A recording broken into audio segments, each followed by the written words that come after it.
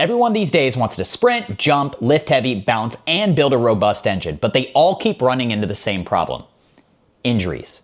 Over the past 2 years, I've worked one-on-one with 90 clients, and of those 90 clients, nearly half said injuries were the biggest challenge holding them back from reaching their goals. Now, when they went in depth, it was the same recurring themes: nagging body parts, frustration training around pain, and feeling just generally fragile.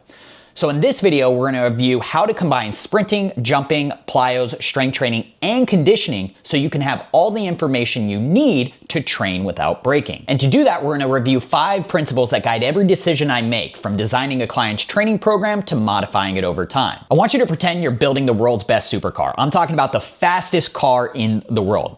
Now, if you're like most people, you're going to take the best parts from all the fastest cars in the world, because in theory, if you take the best of everything, then make it fit on all 4 wheels, then that should play out pretty well. But there's just one problem. More important than maximizing the performance of each individual part is how the parts interact. In other words, making every single part as good as possible on its own doesn't necessarily guarantee the whole thing's going to work well together. Now, in the case of athletic performance, the parts we're referring to are physical qualities like strength, speed, and power.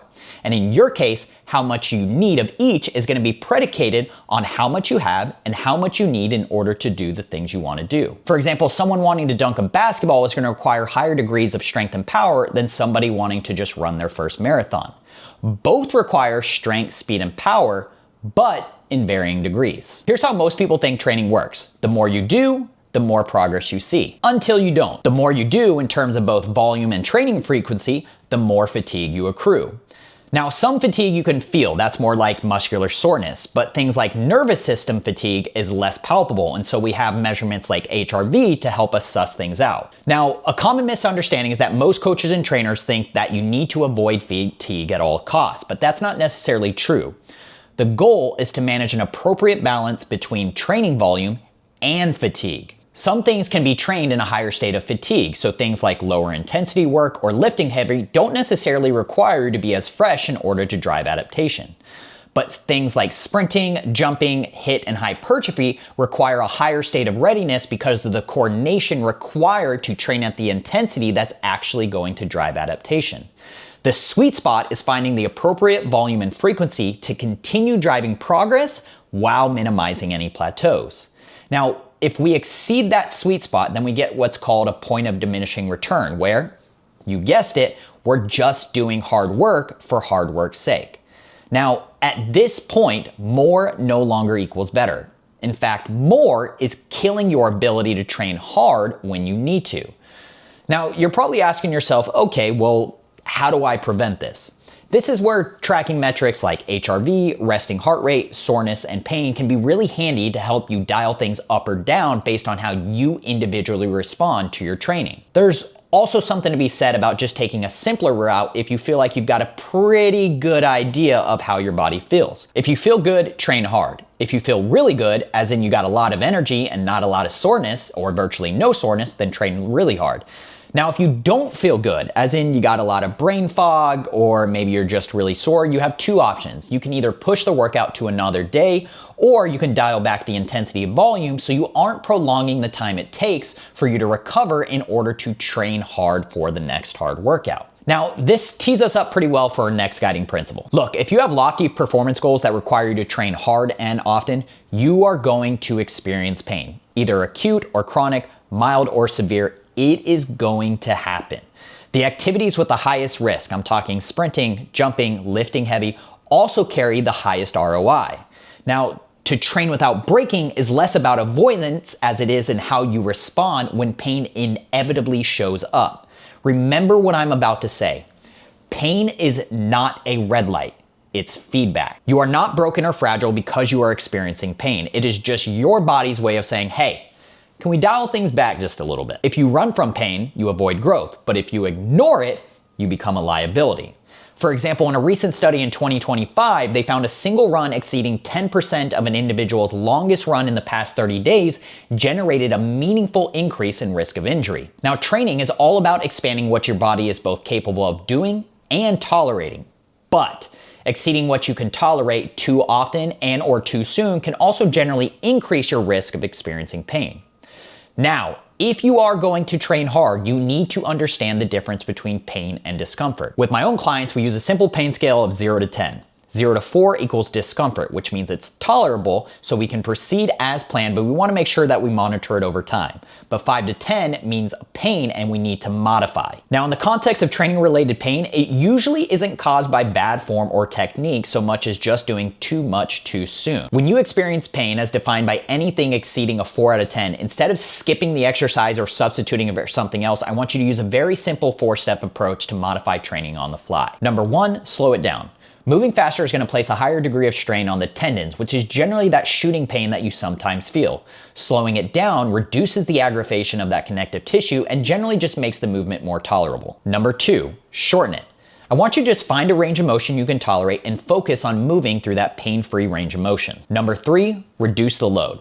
This is similar to range of motion. Drop the weight and just find a load that you can tolerate.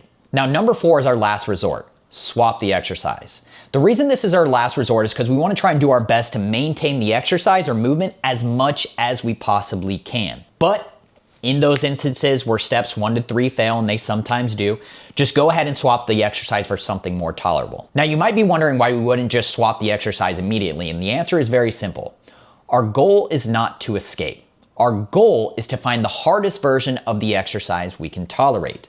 Avoidance doesn't build resilience, and pain is an inevitable part of training, but so is learning how to navigate it. The Industrial Revolution changed the world, but unfortunately for a lot of us, it also changed the way we think. We started looking at adaptation in a silo of cause and effect where we do this to get that, similar to a machine. But the body isn't a machine. It's a complex network of feedback loops. As an educator, the most common mistake I see with clients, coaches, trainers, and athletes is generally just getting overly attached to specific exercise. But the exercise isn't what's actually important. The stimulus it gives us is. I don't care about the back squat, I care about what the back squat gives me in terms of how I load it and how I execute it. Good training isn't programming for exercises, it's programming for adaptation. And like we touched on earlier, the adaptations you require in the degrees you need is predicated on the things you want to do. To that extent, your goal is not to find the single cause of progress in the form of an exercise, but to create the conditions under which adaptation can emerge. It's not about sprinting, jumping, lifting heavy, and it's also not about strength, speed, or power. It's about all of it. It's the congruence of all these different stimuli in varying doses and frequencies to create an environment where the outcome you're trying to drive becomes inevitable. I want you to look at it like this. The exercise serves the session or the workout. The session serves the training phase you're in. The training phase you're in serves the outcome. And the outcome serves the person, in this case, you. Among many other questions, the 2 most important questions I ask of every client I work with in their onboarding phase is this. Please check the 3 qualities that are most important to you. Now, list those 3 qualities in order of most to least important. Now, let me tell you why this is so important to ask and why you need to be asking yourself the same 2 questions. Everyone who comes to me wants it all. They want the speed, the power, the strength, the engine, and the muscles. And they want it all right now. But trying to maximize for all these qualities is exactly what led to them feeling broken and stuck. Look, the body has a finite amount of resources that we can allocate towards responding and adapting to stress. Every physical quality carries a particular degree of stress to improve it and a congruent amount of time to recover and time to hit it again. When we try to maximize for all these at the same time, we call this an inch deep and a mile wide approach, where time, effort, and volume are simply just spread too thin to see any meaningful progress in any one or several areas.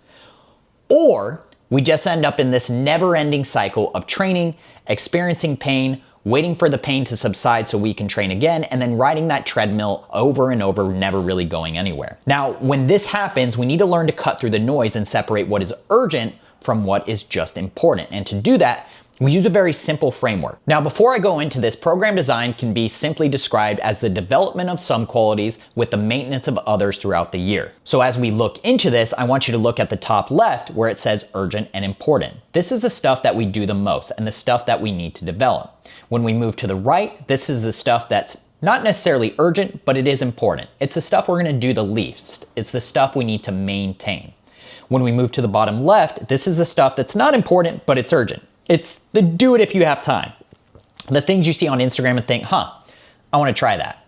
And in the bottom right, that's the stuff you don't do at all. That's the stuff you hate, and it's not gonna help you anyways because it's not urgent and it's not important. With the prompts I ask of every client, we get you to check the qualities that are most important to you, then list them in order of most to least important.